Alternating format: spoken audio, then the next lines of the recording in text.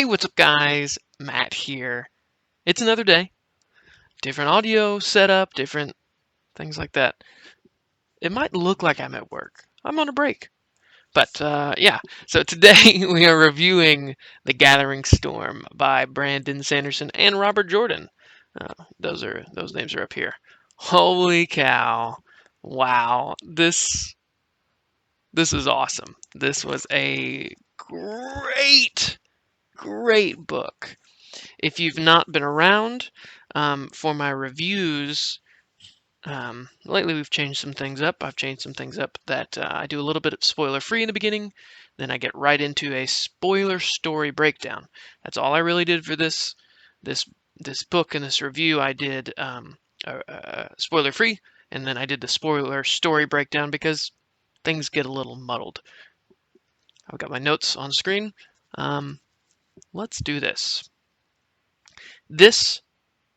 First off, I'd like to say thank you to Robert Jordan and Brandon Sanderson. Wow. This was great. A lot went into this book.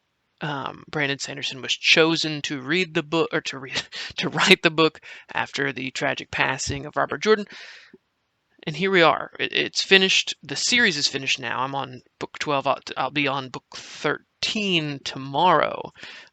But if you've read Brandon Sanderson, you'll know that he really appreciates Robert Jordan, and he knows. Thank you, Robert Jordan and Brandon Sanderson. This is great. Okay, so if you've ever read Brandon Sanderson, you'll know how Brandon Sanderson likes to end his books. Very exciting. Some would call it a Sanderlanche, the Brandon Sanderson avalanche to end the book. In this book, The Gathering Storm is no exception. This was incredible. Specifically, Robert Jordan, Wheel of Time, and other things, is the master of backstory, build-up, and world building. Prose as well. I mean, descriptions on end, but those things: backstory, build-up, world building, prose, description. Brandon Sanderson is the master of action, magic, pacing, and endings. Of course, this Brandon Sanderson is building off of Robert Jordan, but wow, the Wheel of Time was perfect for Brandon Sanderson to pick up at the end for Robert Jordan. The Gathering Storm is an incredible starting point for Brandon Sanderson's Wheel of Time novels, but it was a great step up from where we've been. There's been a bit of a lull between the slog. Some people call 7 through 10 the slog, but yeah, this was great. Now, would you have known that there were two writers who wrote this book? Probably not, unless you read the names on the cover. But really, you couldn't tell that they were very different. Some chapters, yeah, you really couldn't tell that there were different authors who wrote the book. So some chapters were really, really beautifully written. Some chapters made me emotional. Some chapters made me jump for joy. Other chapters were very difficult to read. Yeah, very hard stuff, this book. We got a lot to talk about. Yeah, just a great book. Really great book. 5 out of 5 for me. One of my top 5 Wheel of Time books. I'll have to do a ranking at some point. But here we go. So now we're going to jump into spoilers. So if you've not read the book, please step out. Thank you guys for watching. Again, shout out to the Wheel Weaves podcast. They're great. I'm actually ahead of the podcast now. I listened to the podcast before I got to this point, and now I'm actually ahead of the podcast. So that's where we're at. So spoilers. Let's go through character by character. Perrin didn't do much this book. He saved Fail. That was last book. He's moving his army. He did a little bit of that last book. But now the army is full and has a lot of refugees. Perrin is trying to learn more about the Wolf Dream, as am I. I'm very interested in that. That's about it for Perrin in this book. Fail killed Masema.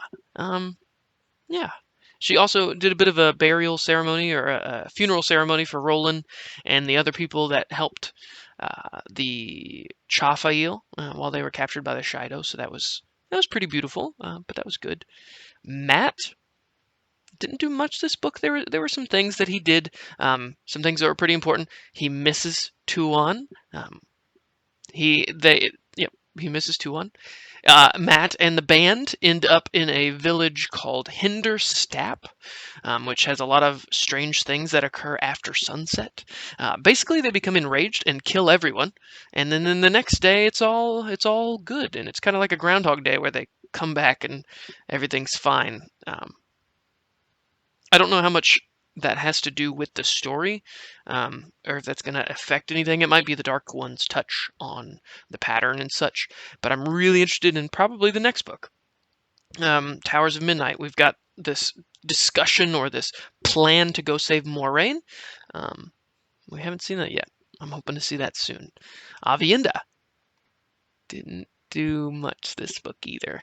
She realized that she's ready to be a wise one after doing some silly penances, silly things that the wise ones do. The wise ones sent her to Ruidian to complete her wise one training. That's awesome. I'm excited to see what happens there. Yeah, she hasn't done much the past few books. I'm interested to see what happens. We're gearing up for the last battle, and I'm excited. I am excited. Next is Gawain. Gawain, in the way I did these, I just kind of talked about the characters through the story progression. Gawain. Separated from his crew, he left his crew that he was with near the White Tower, those younglings that helped kill the warders. Gawain learned that Egwene had been captured from the White Tower, so he went to the rebel Aes Sedai camp to help save Egwene. ... To be continued. Moving on. Swan bonded Gareth Bryn. Yeah, yeah. And apparently they're going to get married, which I'm happy. I'm happy for him. I'm happy for Swan. I've always liked Swan. She was a bit scary at the beginning, but now I really like Swan, and I want to see what happens next. Tuon is now the Empress. Last book we found out that her mother, the Empress, may she live forever, was murdered by Simrog and some other people. It might have been Simrog that murdered her, but Seanchen's a bit in disarray, so that's something we'll have to deal with later. Tuon is now Fortuana. She has a new name, her full name. She went by a different name while she was veiled. She met with Rand and ended up declaring that Rand needed to kneel to her. He did not. She almost gave Rand what he wanted as his Taviran pull, but she was pretty strong and went against that. She also declared that the Seanchan were going to attack the White Tower no matter what that did to the truce that Rand wanted. We'll get back to that. Now, the big stuff, the huge stuff that's been building, things have been happening for books and books and books. People are important, things happen. Now, Varen Mathwin. I'm a huge fan of Varen, and Varen is Black Aja. Now, my mind was blown when I saw that. I couldn't believe it. But Varen is Black Aja. But she was a spy. She was asked earlier in her life if she wanted to die or swear the oaths of the Black Aja to the Dark One. She swore the oaths and became a spy to learn as much as she could about the Black Aja. And now, here we go. Varen commits suicide. She had to tell Egwene what was happening. The Dark One's oaths required this from the Black Aja. I swear not to obey the Great Lord, to keep my secrets until the... Oh, I'm sorry. I swear not to betray the Great Lord, to keep his secrets until the hour of my death. Varen, upon coming to the hour of her death, she was poisoned by Laris, the cook, or the White Tower cook person. Varen gave Egwene two important books: the Black Aja names and all the members that Varen found, and the key to deciphering the book, because if you read the book you can't tell what it is, you have to decipher it. Varen was an awesome character for me since we met her. I think we met her in The Eye of the World, but definitely book 2. When we got a lot of Varen in book 2, wow, I was hooked. Man, it was... Oh. She studied the Black Aja as a mole. It was... I'm going to miss you, Varen. I'm happy, happy, happy, happy. She also gives Egwene her blessing for Egwene being Amyrlin. So that's really cool. You get Varen's approval. That's really awesome. So now, like I said, we're into the big stuff. So we're getting some Egwene, some White Tower stuff, some Rand stuff, some Forsaken stuff. So here we go. On to Egwene. Egwene has now reached one of my top 5 favorite characters. She's amazing. Egwene, during this book, was beaten a lot by Sylviana, the Mistress of Novices, by Elida constantly, because she was beaten constantly because she was telling people that she was the true Amyrlin, Egwene. Egwene convinced novices, sitters, and many other to sow deceit towards Elida that Egwene was the true Amyrlin. Egwene just wanted the tower together. She also gets with the Black Aja hunters and convinces them as well that she's the true Amyrlin. Egwene also told the rebel Aes Sedai not to rescue her. Then the Seanchan attack. The Seanchan attack the White Tower. Holy moly. Okay. Egwene stands up and unites and links with the novices. Egwene gets a powerful ter'angreal and absolutely wrecks the Seanchan. Egwene is super powerful with this ter'angreal and gets very, very tired after helping stop the Seanchan. It was a incredible few chapters where the Seanchan were attacking, but Egwene falls asleep. Gawain then shows up with Swan and Gareth Bryn and some other people, and take Swan out of the tower. Or sorry, take Egwene out of the tower. That's not what Egwene wanted. For books now, Egwene has said, "Do not rescue me. Do not rescue me. Do not rescue me." What does Gawain do? He rescues Egwene. Egwene is in the rebel camp, the rebel Aes Sedai camp that's close to the White Tower, upset. But then she gathers the hall together and tells them about the Black Aja list that Varen gave her, including Sherry-Am. Egwene and the rebel Aes Sedai are able to still and execute 50 of the 70 Black Aja sisters in the rebel Aes Sedai camp. Wow.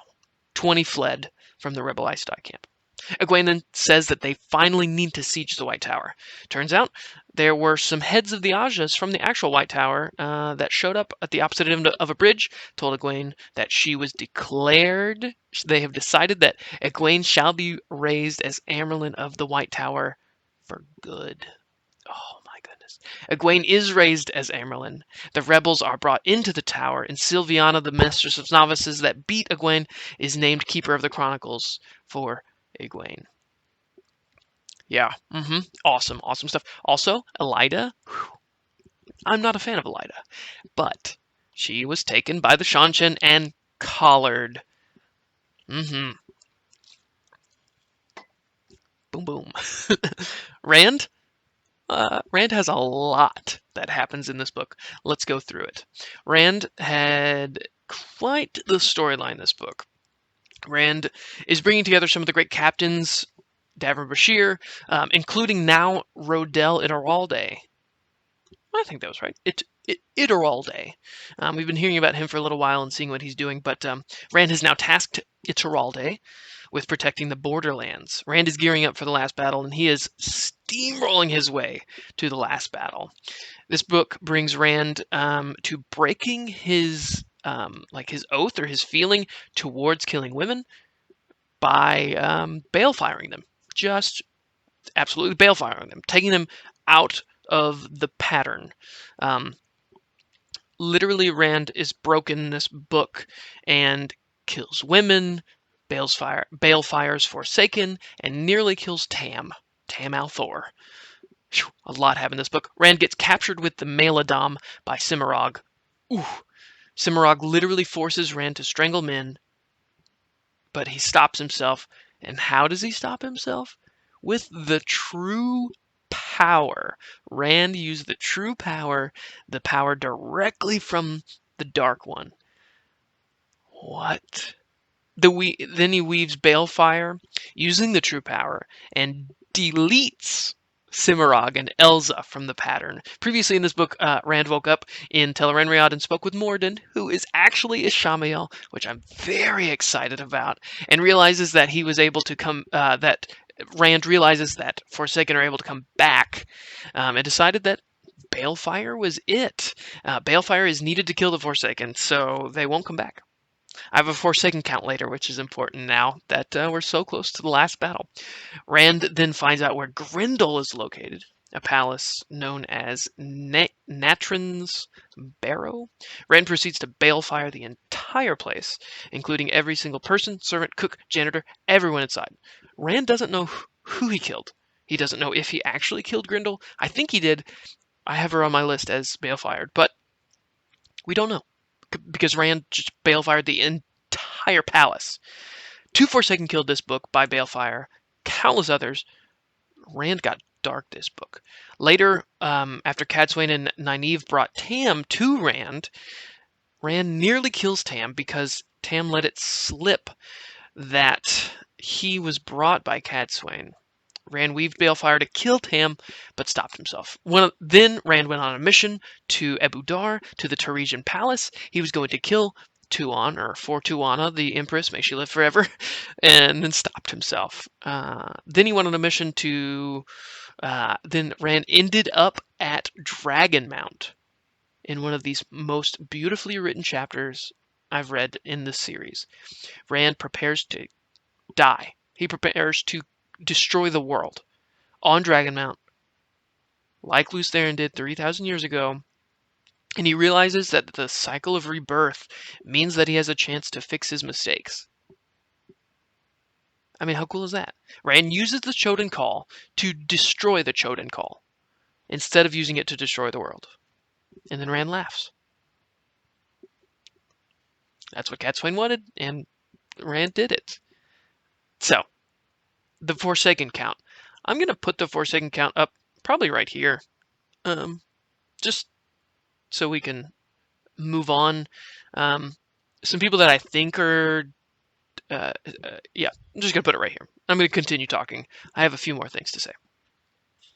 So, the Black Aja. The Black Aja are still out there. There's still a lot left.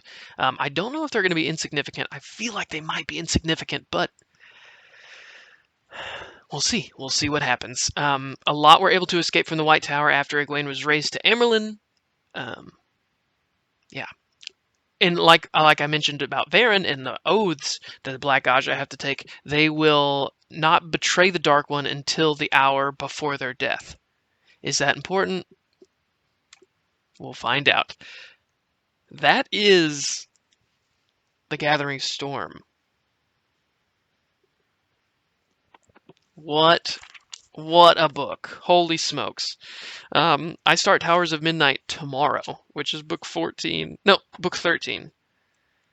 Whew, I am pumped. Okay. All right. Thanks for watching. I'm going to get back to work now. Bye.